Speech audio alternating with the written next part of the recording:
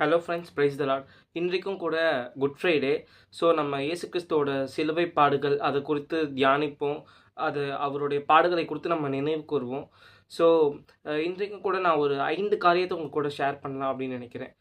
இது சிலுவை தியானம் கிடையாது, இயேசு கிறிஸ்துவோட பாடுகளின் தியானம் கிடையாது. ஸோ அதோட பின்னணி, ஏன் ஜீசஸ் இதெல்லாமே பண்ணார் அப்படிங்கிறத குறித்து ஒரு 5 காரியங்கள் நான் உங்களுக்கு ஷேர் பண்ணுறேன். அதுக்கு நம்ம ஃபஸ்ட்டு முதலாவதாக இயேசு கிறிஸ்து எதற்கு மரித்தார் அப்படிங்கிறத நம்ம பார்க்கணும். ஸோ இயேசு கிறிஸ்து எதற்கு மரித்தார் அப்படின்னா, first to fulfil God's prophecy. So கர்த்தர் கொடுத்த தீர்க்க தரிசனங்களை நிறைவேற்றுவதற்காக. ஸோ இந்த வசனத்தில் அதற்கான ஆதாரங்கள் இருக்குது. ஸோ அவர் என்ன பண்ணுறாரு அப்படின்னா, பிதாவாகிய தேவன் அநேக தீர்க்க தரிசனங்களை பழைய ஏற்பாட்டில் கொடுத்துருக்காரு இயேசு கிறிஸ்துவை குறித்து. ஸோ அந்த தீர்க்க தரிசனங்கள் எல்லாமே நிறைவேற்றணும் அப்படிங்கிறதுக்காக இயேசு கிறிஸ்து இந்த உலகத்துக்கு வந்தார், மரித்தார் அப்படிங்கிறத நம்ம பார்க்குறோம். ஸோ அதற்கப்புறமா நம்மளை பாவத்திலிருந்து மீட்க, இந்த மனித குலத்தை பாவத்திலிருந்து மீட்க தான் இயேசு கிறிஸ்து வந்தார். நம்ம எல்லாருக்குமே தெரிஞ்ச விஷயம்தான். ஸோ இதை நம்ம பார்க்குறோம். அதுக்கப்புறமா கர்த்தருடைய சித்தத்தை நிறைவேற்றுவதற்காக இயேசு கிறிஸ்து வந்தார் அப்படின்னு நம்ம பார்க்குறோம். ஸோ இந்த 3 காரியங்களுக்காக வந்தாருங்கிறது என்னோட புரிதல். ஸோ கர்த்தருடைய சித்தம் என்றால் என்ன அப்படிங்கிறது தான் செகண்ட் பாயிண்ட். ஸோ கர்த்தருடைய சித்தம் என்றால் என்ன? ஸோ நீங்கள் என்ன நினைக்கிறீங்க? கர்த்தருடைய சித்தம் என்னவா இருக்கும்? கர்த்தருடைய சித்தம் என்ன அப்படின்னா, நம்ம கூட வாசம் செய்கிறது தான் கர்த்தருடைய சித்தம். கர்த்தர் ஃபஸ்ட்டு நீங்கள் ஸ்டார்டிங்லேருந்து பாருங்களேன். ஃபஸ்ட்டு ஆதாம் ஏவாளை கர்த்தர் சிருஷ்டித்தார். அவங்க தேவனுக்கு விரோதமாக பாவம் செஞ்சுட்டாங்க. பாவம் செஞ்சதுக்கப்புறம் ஓகே, அவ்வளோதான், பாவம் செஞ்சுட்டாங்க இவங்க, நம்ம தள்ளிடலாம் அப்படின்னு ஆண்டவர் தள்ளலை, ரிஜெக்ட் பண்ணலை. அவர் நம்மளை காப்பாற்ற நினைத்தார், நம்மளை இழக்க விரும்பவில்லை. ஸோ அதனால் ஆண்டவர் என்ன பண்ணார், ஒரு பிளான் பண்ணார். ஓகே, என்னோட குமாரனை கொடுத்தாச்சும், ஒரே பேரான குமாரனை கொடுத்தாச்சும் இவங்களை நம்ம மீட்டுக்கொள்ளணும் அப்படின்னு நினச்சார். ஸோ இப்போ மீட்டுக்கிறது மூலமாக என்ன ஆகும் அப்படின்னா, ஏதேன் தோட்டத்தில் ஸ்டார்டிங்கில் இருந்துச்சு பார்த்தீங்களா, அதே ரிலேஷன்ஷிப் அப்படியே நம்மளுக்கு இங்கே கிடைக்கும்.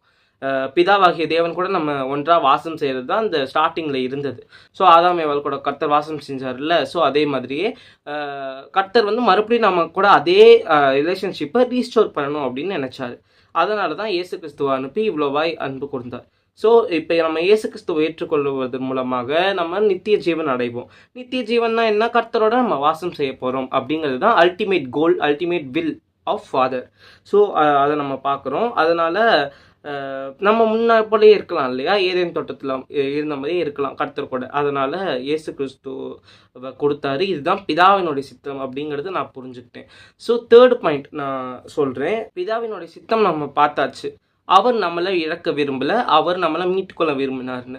இங்கே தான் உங்களுக்கு ஒரு கேள்வி வரும், ஏன் அவர் நம்மளை மீட்டுக்கொள்ள விரும்பினார் அப்படின்னு சொல்லிட்டு. ஸோ இதில் நீங்கள் நல்லா கவனிச்சிங்கன்னா, லூசிஃபர் அப்படின்னு ஒரு தூதனை ஆண்டவர் உருவாக்குறாரு, சிருஷ்டிக்கிறாரு.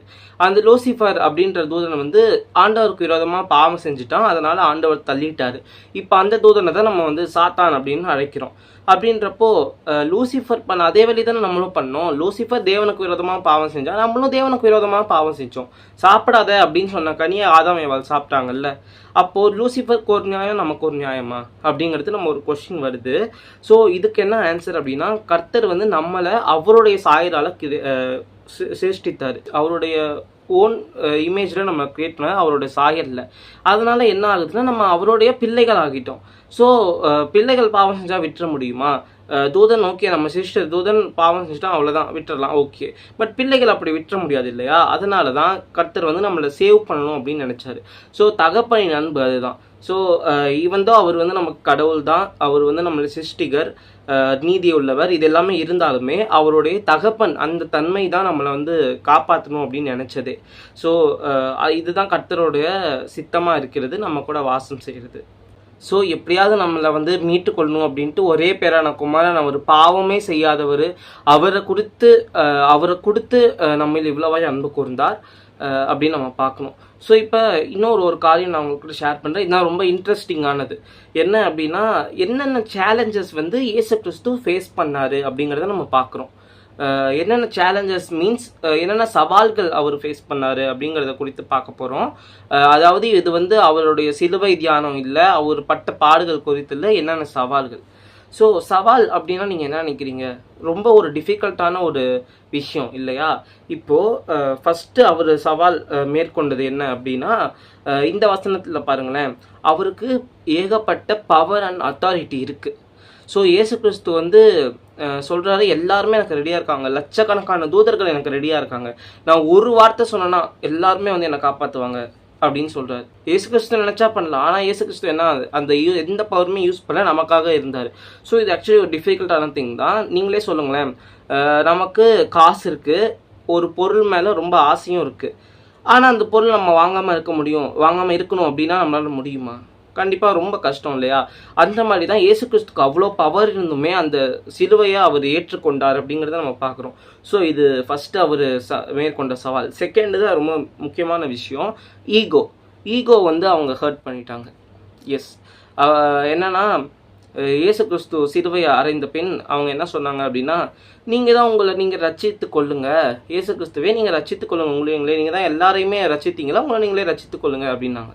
அதுக்கப்புறமா நீங்கள் வேணால் கீழே மேலே இப்படி நிற்கிறீங்கள, கீழே இறங்கி வாங்க, நான் அப்போ உங்களை விசுவாசிக்கிறேன், ஏற்றுக்கொள்கிறேன் அப்படின்னு சொன்னாங்க. ஸோ இது எவ்வளோ ஹர்ட்டாக இருக்குது. இவர் தான் தேவனுடைய குமாரன், சர்வ வல்லமையுள்ள தேவனுடைய குமாரன் இவர் தான். இது இவருக்கும் தெரியும், இன்னும் சில பேருக்கு தெரியும், ஆனால் இவங்க விசுவாசிக்காதது மட்டும் இல்லாமல் சவால் விடுறாங்க, நீங்கள் வேணால் வாங்கலேன் அப்படின்னு. அப்போ அந்த ஈகோ ஹர்ட் ஆகுது இல்லையா? அது எவ்வளோ பெரிய ஒரு விஷயம் நீங்கள் பாருங்கள். நான் இதை வந்து பைபிள்லேருந்தே ஒரு உதாரணம் சொல்கிறேன். இந்த வசனத்தில் பார்த்தீங்கன்னா 2 ராஜாக்களில் எலிசா தீர்க்கதரிசி இருப்பார்.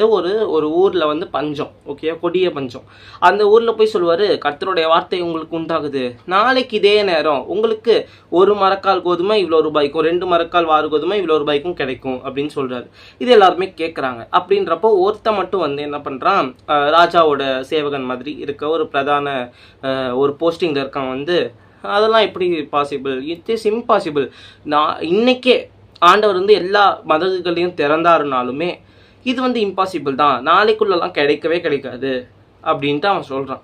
ஸோ அவன் வந்து அவமதிக்கிறான். தேவனுடைய வார்த்தை உங்களுக்கு உண்டாகிறதுன்னு எலிசா சொல்கிறத அவன் வந்து அவமதிக்கிறான். அவமதிச்சோடனே எலிசா என்ன சொல்கிறாரு, அங்கே ஈகோ டச் ஆகிடுச்சு.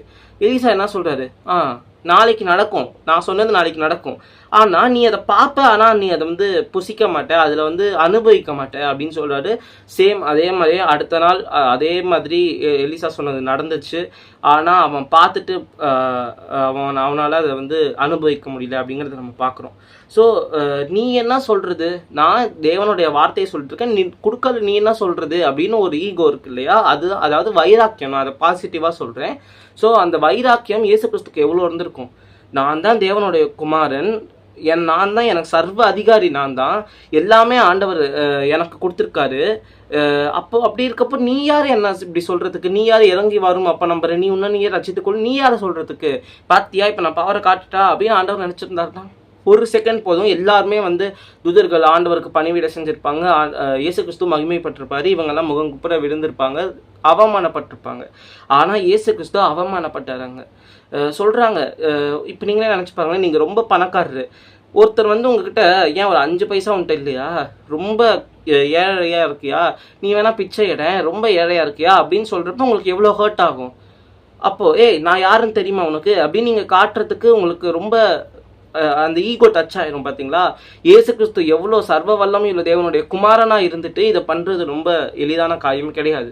அவர் நமக்காக சரீர ரீதியாக பாடுகளை ஏற்றுக்கொண்டாலுமே, இந்த மன ரீதியாக ஈகோ டச் பண்ணாலுமே அவர் வந்து அசரில், அவர் வந்து ரொம்ப அமைதியாக இருந்தார், நமக்காக அமைதியாக இருந்தார், நம்மளை பாவங்கள் மீட்கிறதுக்காக, நம்மளை பாவத்திலேருந்து மீட்கிறதுக்காக அவர் ரொம்ப அமைதியாக இருந்தார் அப்படிங்கிறத நம்ம பார்க்குறோம். ஸோ இதுதான் இயேசு கிறிஸ்து மேற்கொண்ட சவால்களா அப்படிங்கிறத நான் பார்க்குறேன். ஸோ நம்மளும் இயேசு கிறிஸ்துவோட சிலுவை பாடுகளை தியானிப்போம். இதெல்லாம் நம்ம எதுக்காக நம்ம பண்ணுறோம் அப்படின்னு உங்களுக்கு தெரியுமா?